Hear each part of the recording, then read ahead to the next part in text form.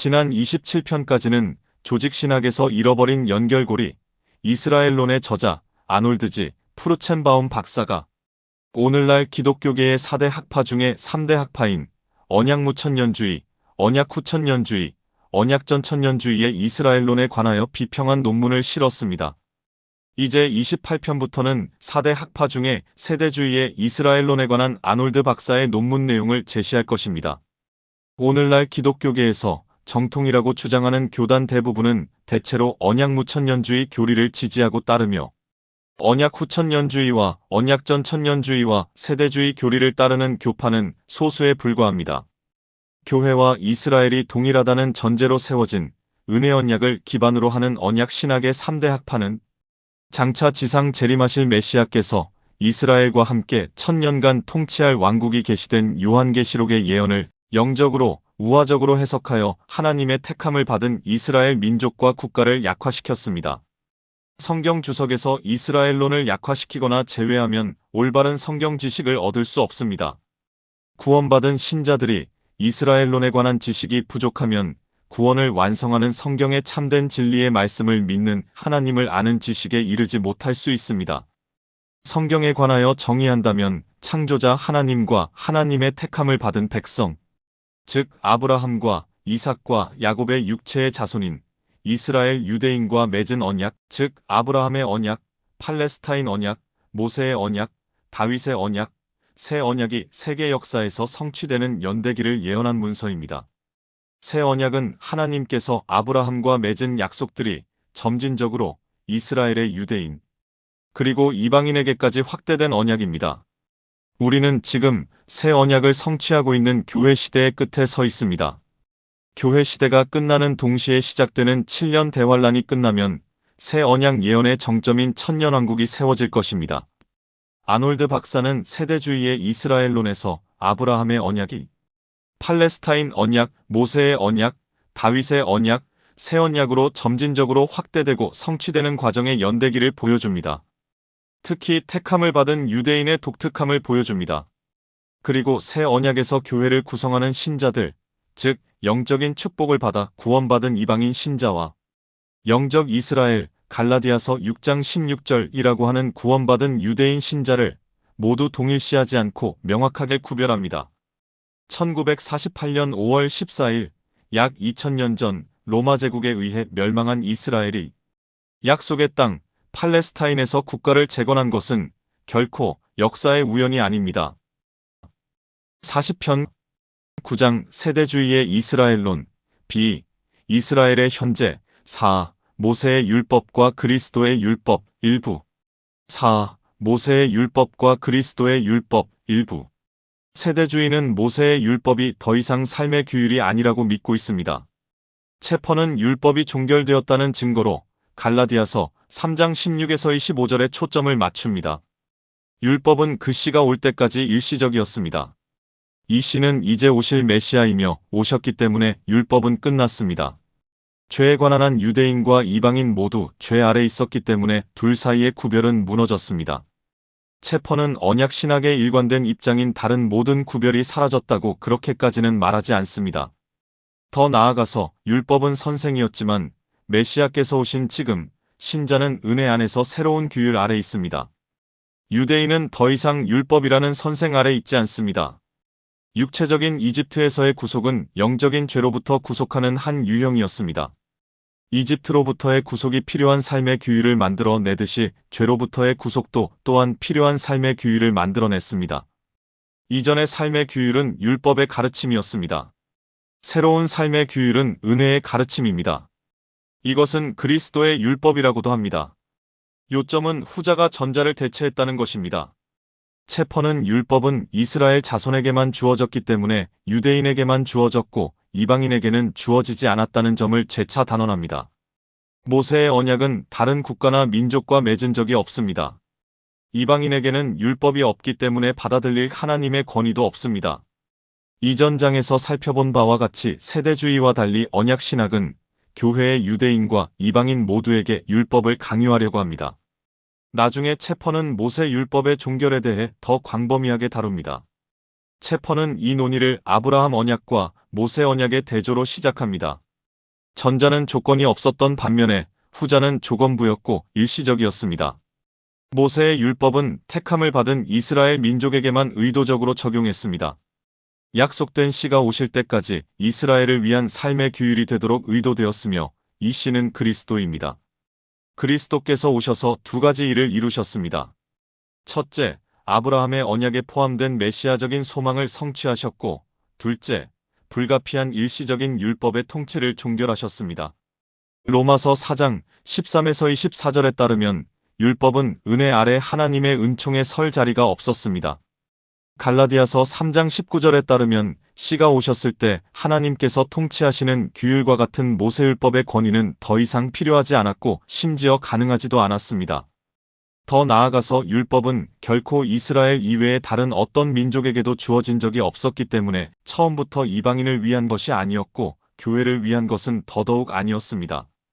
하지만 이방인들은 자진해서 율법을 의무로 부과할 자유가 있지만 이는 하나님의 진리를 거부하거나 왜곡하는 것을 의미합니다. 더 나아가서 하나님은 스스로 정한 율법주의는 받아들이지 않고 인정하지도 않으십니다.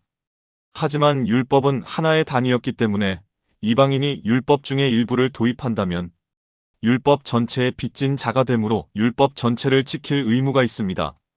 이방인들은 메시아의 죽음으로 모세 율법을 지킬 의무가 없었을 뿐만이 아니라 심지어 유대인에게 적용된 하나님의 율법도 끝났고 모든 유대인과 이방인은 오직 은혜에만 매달리게 되었습니다. 유대인은 불신앙 때문에 계속 율법을 지킵니다. 일부 이방인은 또한 모세의 율법을 의롭다함을 얻기 위한 수단으로 또는 어떤 이방인은 삶의 규율로 지켜야 한다고 주장하지만 둘 다 잘못된 것입니다. 체퍼는 자진해서 정한 율법과 잘못 이해한 양심 때문에 이방인이 율법 아래 있는 것을 하나님께서 인정하셨다고 가정해서는 절대로 안 된다 하고 선언합니다.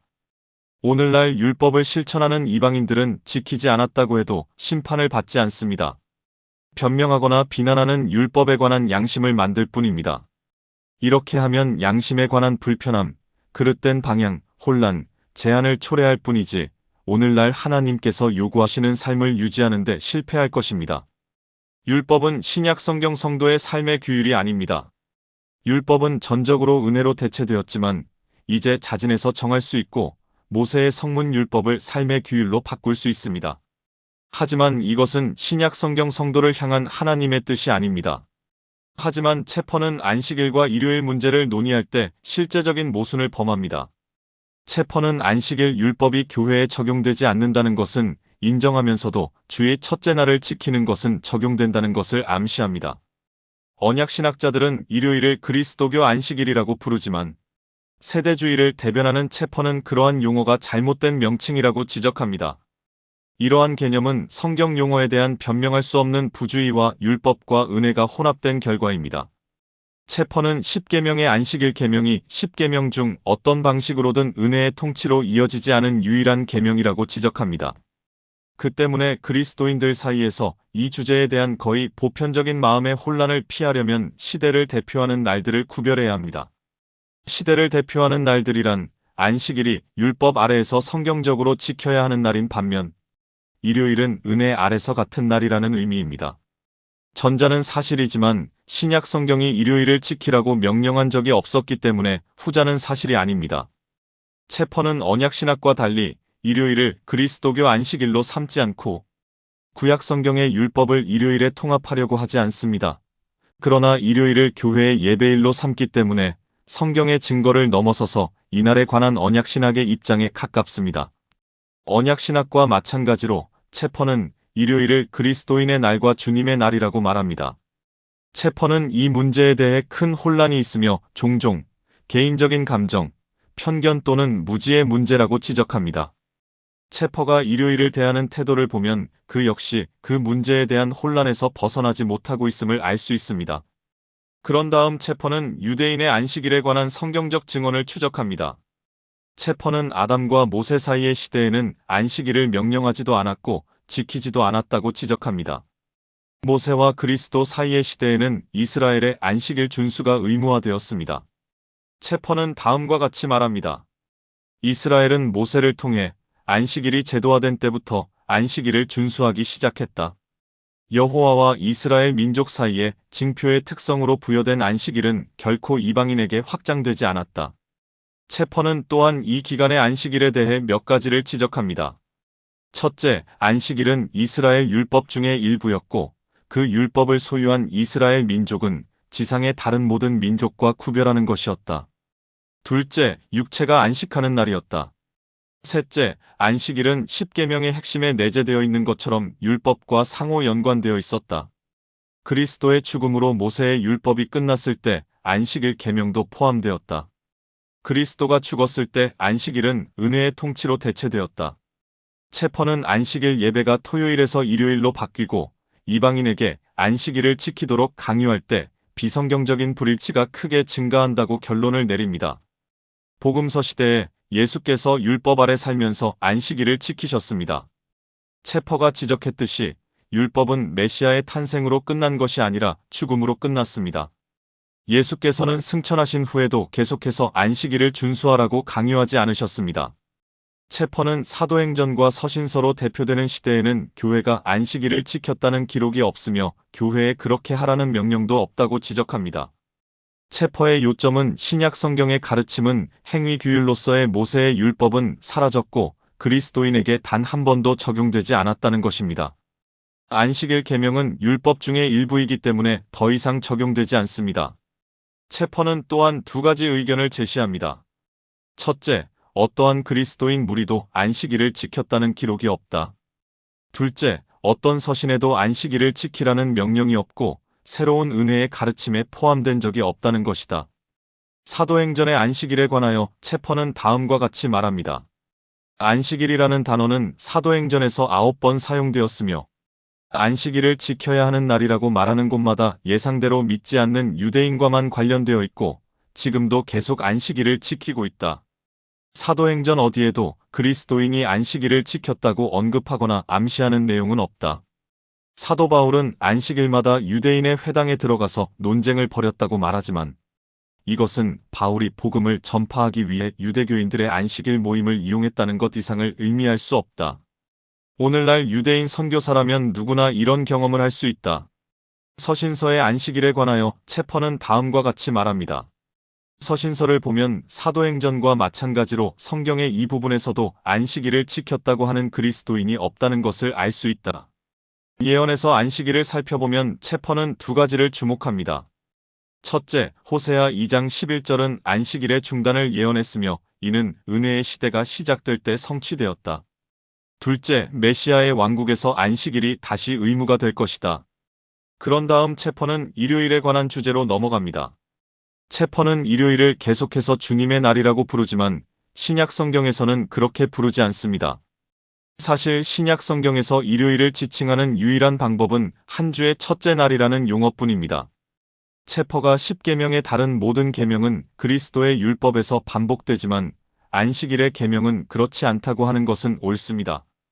체퍼는 안식일이 신자에게 단 한 번도 부과된 적이 없다 라고 정확하게 지적합니다. 그런 다음 신약 성경의 안식일 준수에 대한 명확한 경고가 포함되어 있다고 말합니다. 하지만 이것은 또 다른 과장입니다. 신약 성경은 의무적인 안식일 준수에 반대하고 칭의의 수단으로 안식일을 지키는 것에 대해 경고하고 있지만 자발적으로 안식일을 지키는 것을 금지하거나 경고하지는 않습니다. 체퍼는 또한 또 다른 과장된 주장을 하고 있습니다. 교회의 역사를 통틀어 새로운 날을 지켜온 것은 역사적으로 사실이지만 이날의 변경은 성경의 가르침과 위배되지 않았습니다.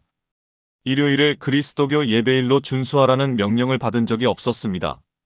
이 새로운 준수일이 유대인의 안식일을 대체했다 라고 말하는 것은 신약 성경의 증거를 넘어서는 것입니다.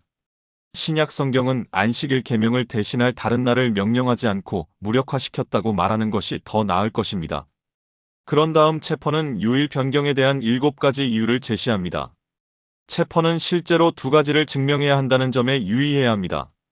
첫째, 안식일 계명이 더 이상 적용되지 않는다는 것을 증명해야 합니다. 하지만 이를 증명했다고 해서 새로운 날이 지정되었다는 증거는 아닙니다. 둘째, 일요일이 하나님께서 정하신 날이라는 것도 증명해야 합니다. 체퍼의 첫 번째 증거는 모세의 제도가 중단되었다는 것이고 안식일 계명이 율법 중의 일부이기 때문에 역시 더 이상 효력이 없었다는 것입니다. 체퍼는 그런 다음 많은 언약신학자의 견해를 설명하면서 첫째 날을 준수하되 유대인 안식일의 특성을 부여하고 모세가 이스라엘에 부여한 율법의 권위에 따라 준수하는 사람들을 언급합니다. 세대주의자인 체퍼도 주의 첫째 날을 준수하는 것과 그렇게 정해진 것이라고 믿었습니다. 그러나 앞서 살펴본 바와 같이 많은 언약신학자가 그렇게 하는 것과 유대인 안식일의 특성에 부여된 것은 전혀 다른 문제입니다. 언약신학자들이 한 주의 첫째 날을 인정하면서도 그날의 안식일의 특성을 부여하고 모세의 율법의 권위에 따라 그날을 지키는 것은 여러 이유로 일관성이 없습니다. 첫째, 율법을 부분적으로 준수한다는 의미이지만 사실 모세의 율법은 결코 부분적으로 준수하는 대상이 아니었다는 것입니다. 모세율법의 안식일 계명에 근거하여 주의 첫째 날을 준수한다고 주장하면서 모세율법의 나머지는 무시하는 것은 일관성이 없습니다. 이는 특히 모세율법을 준수하는 자에게 율법 전체를 지킬 의무를 부과할 때 해당합니다. 둘째, 일요일을 준수하고 모세율법을 지키면서 동시에 안식일에 관한 율법의 구체적인 금지 규정을 무시하는 것은 일관성이 없습니다. 모세율법에 근거해서 주의 첫째 날을 지키려 한다면 모세의 모든 제도뿐만이 아니라 유대인 안식일의 모든 특징을 준수한다고 약속하는 것입니다. 셋째, 모세율법에 근거하여 주의 첫째 날을 지키면서 동시에 모세율법이 정확히 안식일로 정한 날, 즉 주의 일곱째 날을 무시하는 것은 일관성이 없습니다. 체퍼는 율법 아래 일곱째 날 대신 주의 첫째 날을 지키는 것은 사형에 처해질 수 있었다 라고 지적합니다. 호지처럼 율법에 의지해서 일요일을 준수하는 언약신학자들은 여러 가지 점에서 일관성이 없습니다. 체퍼는 그리스도교 안식일은 없다 라고 결론을 내립니다. 이것은 사실입니다. 그런 다음 체퍼는 은혜에 속한 새로운 날은 안식일과 결코 관련이 없다 라고 덧붙여 말합니다. 체퍼가 일요일은 새 안식일이 아니라고 주장하는 것은 맞지만 일요일이 은혜에 속한 새로운 날이라는 것은 틀렸습니다. 체퍼의 두 번째 주장은 주님의 날이라는 용어에 근거합니다. 체퍼가 새로운 날은 주의 특별한 요일이고 그날의 특성에 맞는 이름이 주어졌다 라고 말할 때 주님의 날을 의미합니다. 하지만 이것은 다른 어떤 것보다 전통에 근거한 가정에 불과합니다. 이 용어는 신약 성경 전체에서 단 한 번만 등장하고 계시록 1장 10절 본문이나 문맥적으로나 일요일을 가리킨다는 증거는 없습니다. 이 점은 앞서 논의했습니다. 일요일에 대한 모든 명확한 말은 항상 그날을 주의 첫째 날이라고 정의합니다.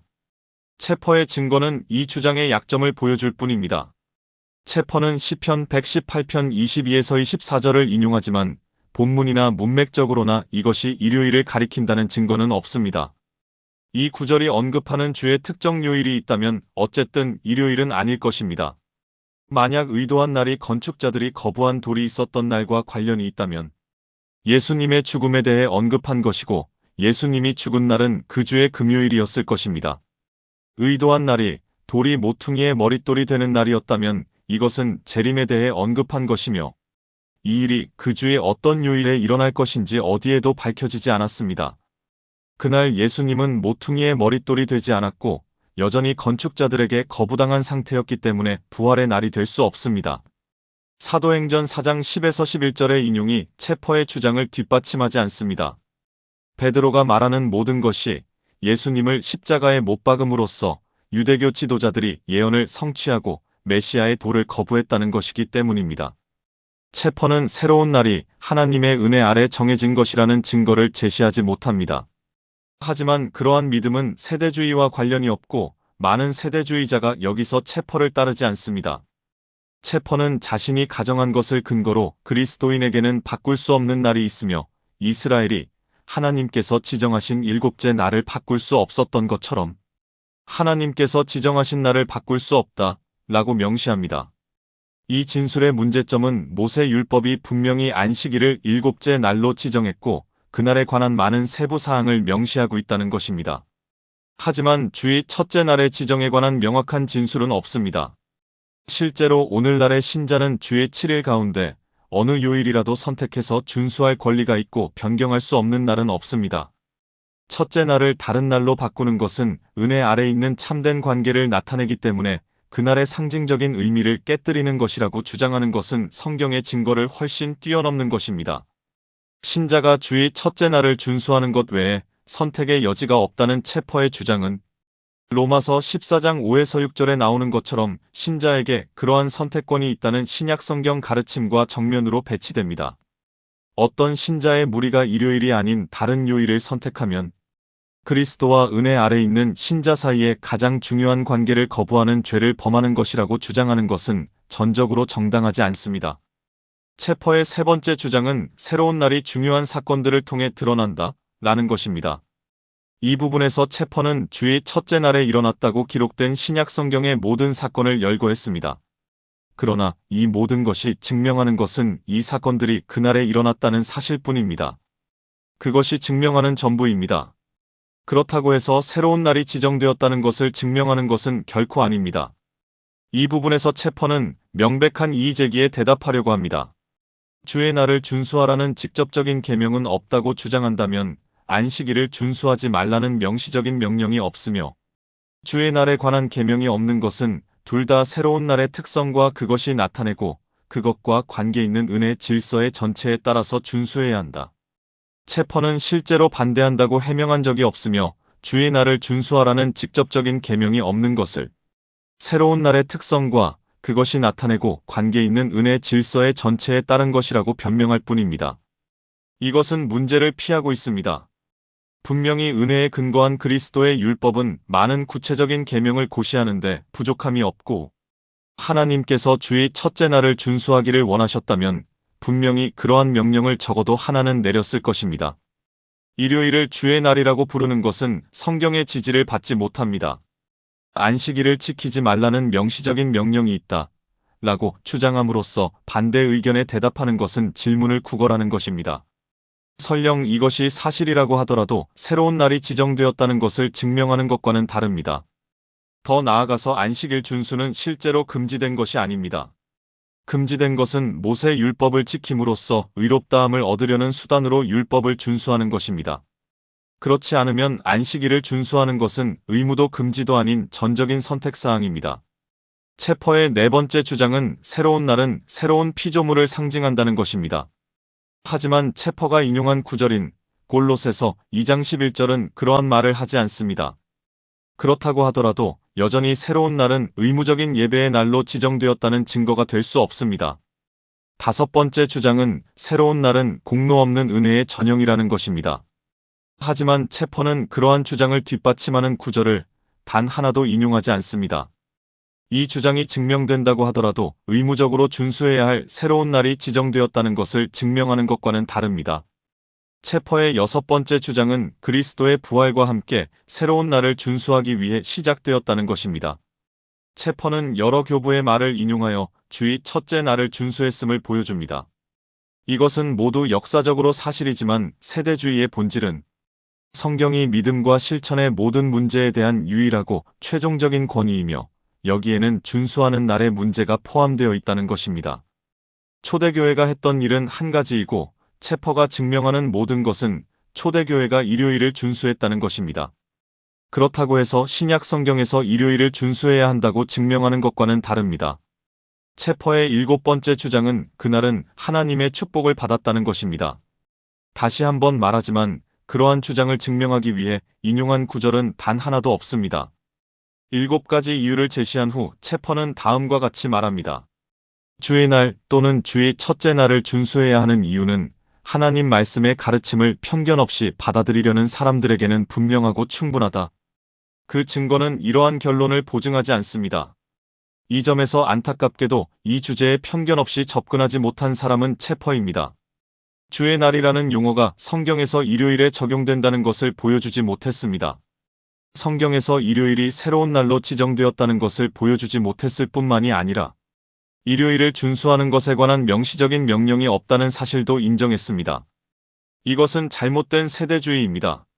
보다 일관된 세대주의는 안식일이 의무적으로 준수해야 하는 날은 아니지만 안식일을 대체할 새로운 날은 지정되지 않았다는 점에 주목하는 것입니다. 사실 지역교회는 요일을 자유롭게 선택할 수 있습니다. 다음 41편 9장 세대주의의 이스라엘론 B 이스라엘의 현재 4. 모세의 율법과 그리스도의 율법 2부